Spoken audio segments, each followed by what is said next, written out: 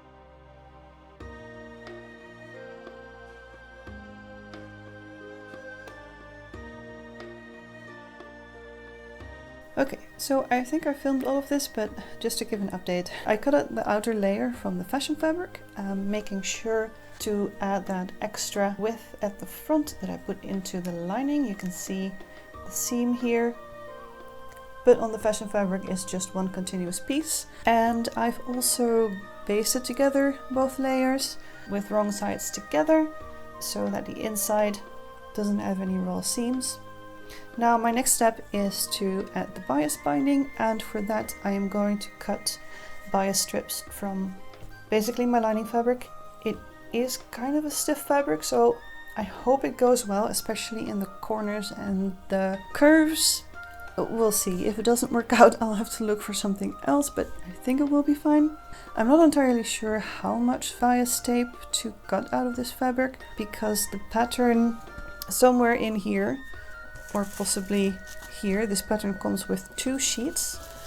And oh, fun fact, this style top uses up pieces 1, 2 and 3. 1 and 2 are on one sheet and 3 is on the other, or something like that. But I had to unfold and refold both these sheets to be able to make this. But anyway, these sheets also have a guide for the bias tape. I think I'm actually looking at it right now here. But they want you to do something odd.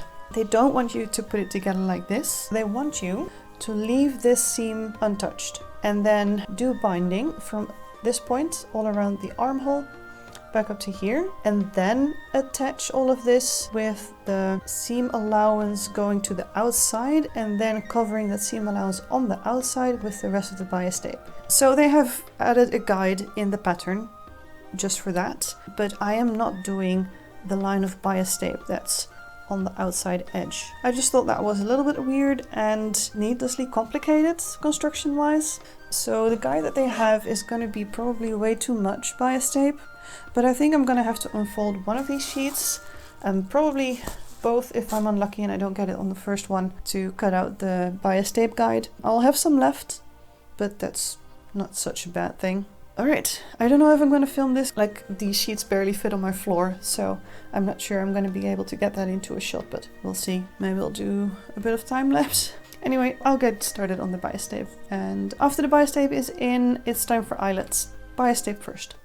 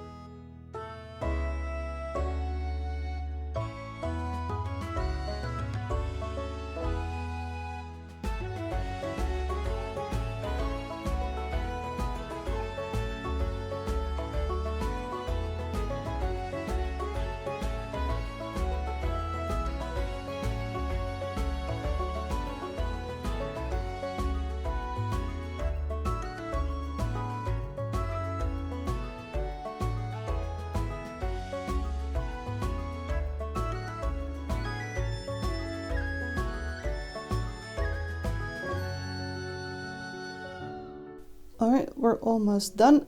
I've got all the binding on, and all that is left is to do eyelets. It also needs a bit of a good press, but I wanted to film this update first. I used the template for the binding from the pattern, but then I put on the binding the way that I always do it, and I should probably have made my own binding and not followed the template. The instructions said put the binding on with a 1 centimeter allowance, which is what I usually use anyway.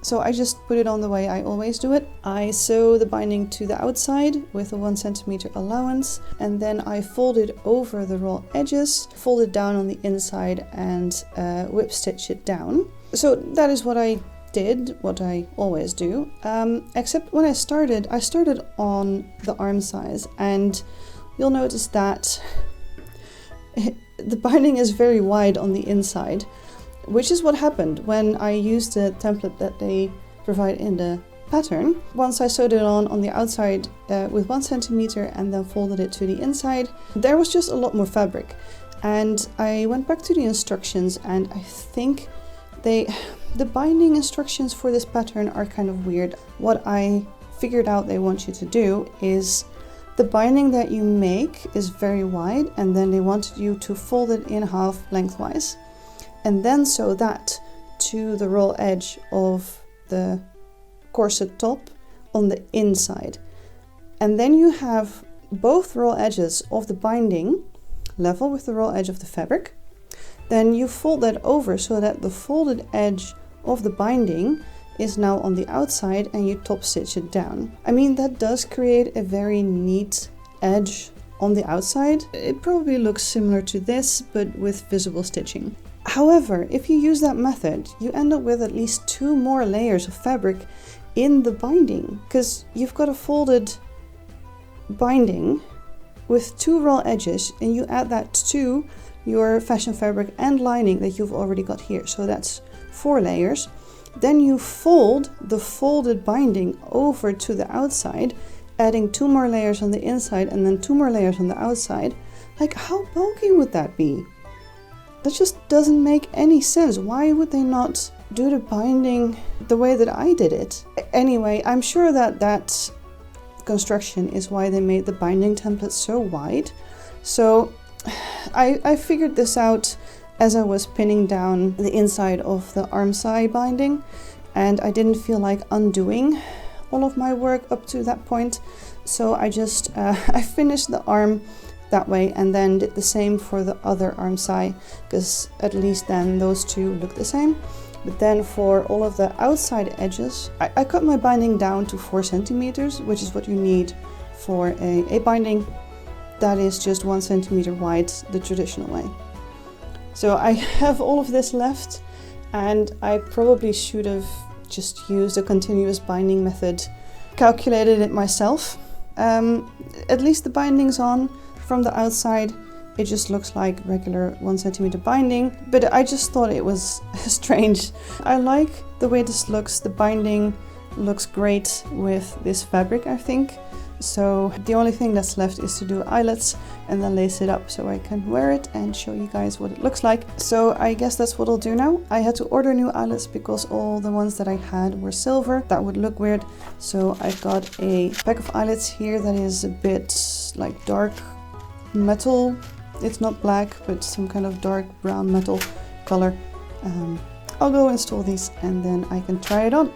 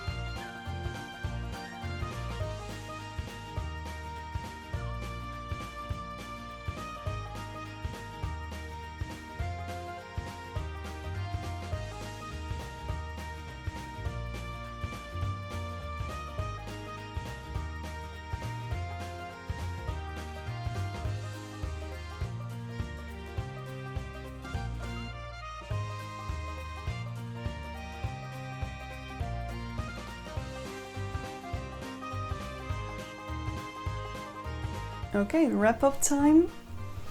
I am pretty pleased with how this came out. I've been trying it on with different outfits and I think it's fun. It is definitely the cottagecore, maybe a little bit of Hobbit vibe that I was going for. I think that worked out very well with this fabric. It's a little bit more floral than I usually wear, so I don't think I'll be wearing this much like in regular daily life, but for a casual fair outfit, I think this has so much potential just to combine it with shirts and skirts and layers. It's quite comfortable and light. It's not very tight at all, so a perfect little vest to just relax and dance and enjoy myself in when I don't want to wear a big costume at an event.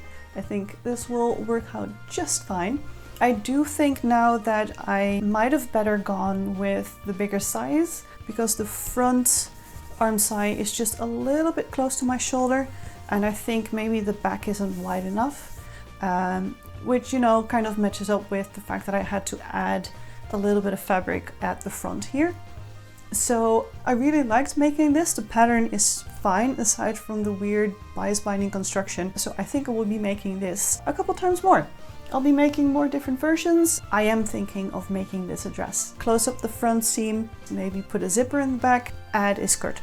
I think that would look adorable over a blouse or a sweater or one of my other dresses, maybe in a less busy print though. I have a couple of fabrics, of course, in my stash that might work for that, but yeah, I'm quite happy with how this turned out. It's a great pattern, but when you make it, I would just use a narrower bias binding and just do it in a more traditional way.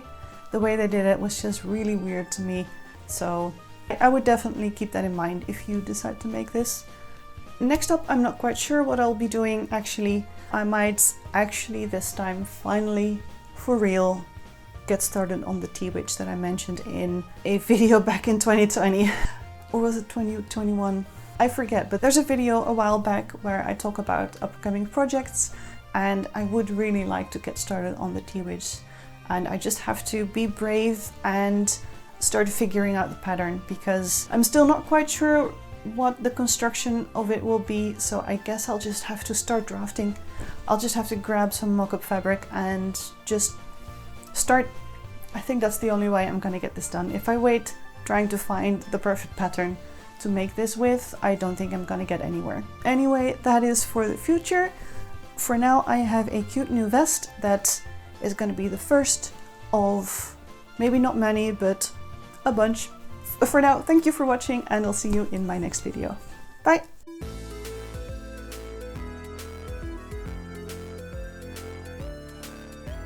Yeah?